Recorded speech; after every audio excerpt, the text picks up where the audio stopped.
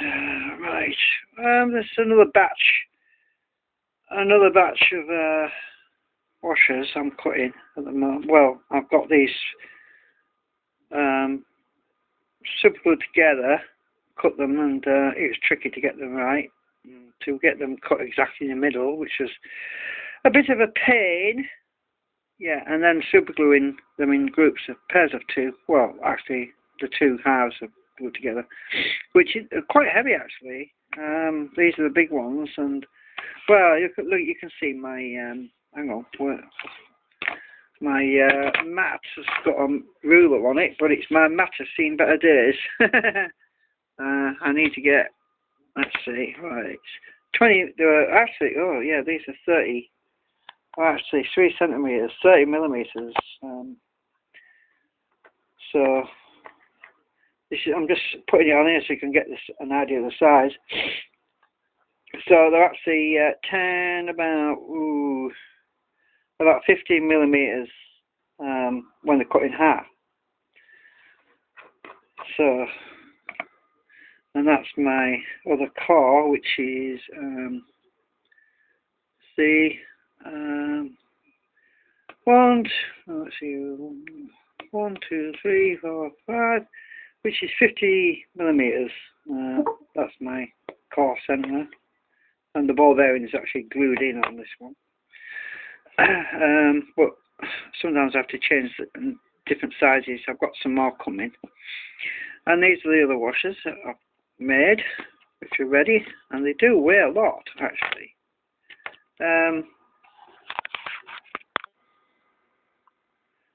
Oh my God! I've just been waffling to myself, and I was on pause. What's that, my neck? I'm getting mixed up with my flipping settings here. I started recording to show you how much these weigh, and I was talking to myself. Right, there's 8 of these steel washers, and I put them on my scale, and they actually weigh 51.8 grams. Right, so they're pretty heavy. And they go in my core, which I suppose I could call this a C8C, which is a concentric 8 core, which is what holds the steel couplers, and the sequence stamp couplers, so C8 couplers, yeah. So, I'm getting mixed up here. I put the phone on pause, and then I went and pressed it, and it wasn't working. Oh. And so I'm talking to myself, and the damn thing isn't even moving.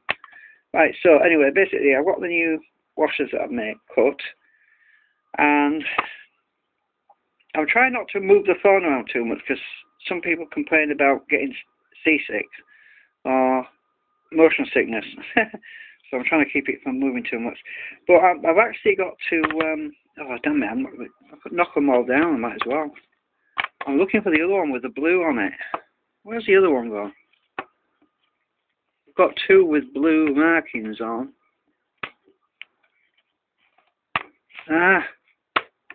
This is ridiculous. No, that's not it. Where's the other one? There it is. Right, that's the other one. Now, I'm marking off the new, and it's faded. I've gone and rubbed it off with my finger. But basically, I have to make some new V-cuts. Let's just go over this again. Now, it's sliding around on me. Right, so the new V-cuts have got to be at an angle. I'll just colour it in and make it easy to see. So when I actually cut this out with a hacksaw, and I've got to make a perfect one and then use that as a pattern to guide my saw when I'm cutting all the others. But it's going to be at an angle because these actual couplers here, when it's at an angle because of the ball bearing, you see, because of the way it comes to the centre, because they're tilted slightly. So, oops. Right, let's see if I can get this in. But basically, because of it coming at, it's tilted slightly towards the ball bearing on one side, and it's more open on the other side. This is not working too well. This angle. I mean, lighting's all wrong. But as you see, it's more open on this side, and that's why I've got to get these slots in the right place. And I've got the damn thing in the wrong way around, which is typical of me. But yeah, but the V cuts have got to be there, basically. See? Because it's at an angle. Okay, well, the other ones are cut were alright, because they're going to be in the centre of my device, which, hang on. Right, basically the centre concentric goes right in the middle, and then you've got the concentrics which are activated by the rotors at each end. So this one's passive. Well, it's not really passive. It's actuated by the magnetic field along the iron rods.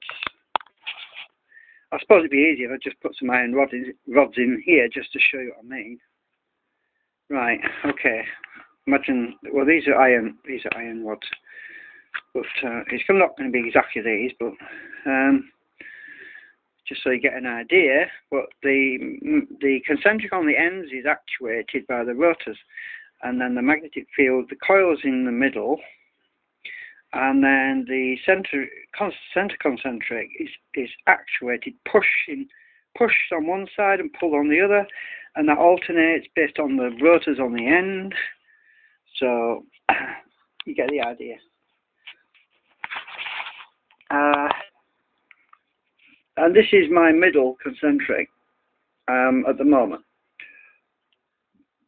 and this is the one that goes in the center. And at the moment the ball bearings are a little bit small because they rattle. You can hear them rattling. Oh, Schuber, if you're watching, sorry, I hope that didn't make you feel car sick, motion sickness when I was shaking it about. But right, everything's sticking to this now. I'll move these out of the way. Well, the centre concentric goes in the middle, right, like that. And then I've got the external ones, which are actuated by the rotors. I haven't really got a spare one I can show you. Oh yes, I'll just use this one for now. I'm using a smaller C6. That's the C6 and that's the C8. The C6 is a lot smaller. I haven't really decided yet, at the moment, whether or not I'd be better off using just the C6s, because I've been looking at my rotor design, and I'm going to be very restricted with space. I mean, the problem is, I've only got so much room, and at the moment I've tried to stack two. There's two C6s next to each other at the moment on the assembly. And then there's my coil, and I've actually got two C6s in the middle, which doesn't work. I tried it out just to see, but it does not work. You only need one concentric in the middle, actually. I've come to the conclusion on that. Efficiency. It's just optimizing the center one. And then I've got another two C6s on this end. So I don't know if I've got enough room to have a C6 and a C8, but I probably do. But anyway, yeah, this particular configuration was very inefficient because of the fact that I didn't have enough. The core coupling wasn't adequate. That's the reason why I'm using steel washers now. Because basically, before I was using just the steel ball bearing in the centre of the concentric magnetic field, and that was empty space. As you recall, the previous one I had just ball bearings around in the centre core, and the ball bearings were sitting in the middle. And well, now they're going to have steel washers to cover the magnetic field from the magnetic assembly and guide the magnetic field in a switching on and off fashion. So the magnetic field through the concentric, instead of it going in a straight line,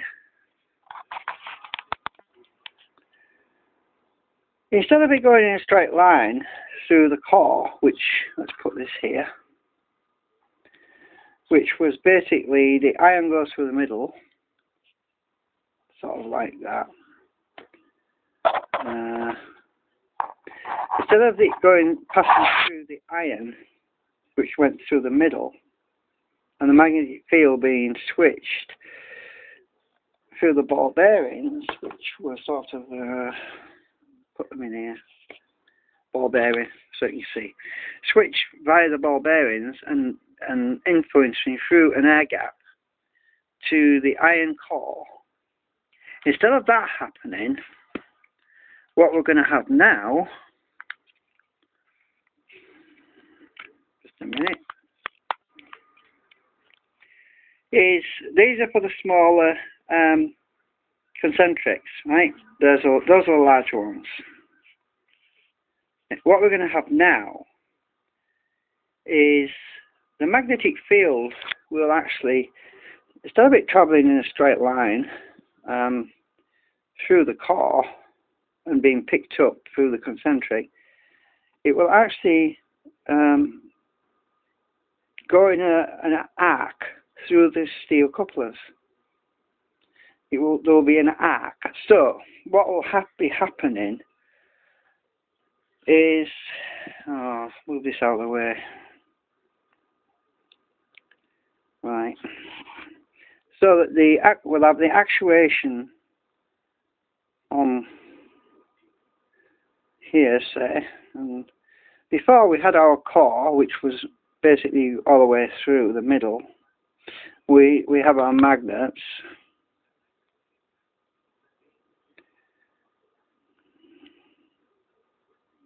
which are on the outside rim.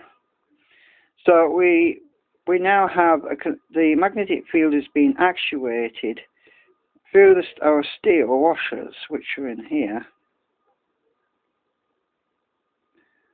and this will pulse the steel washer, which is here.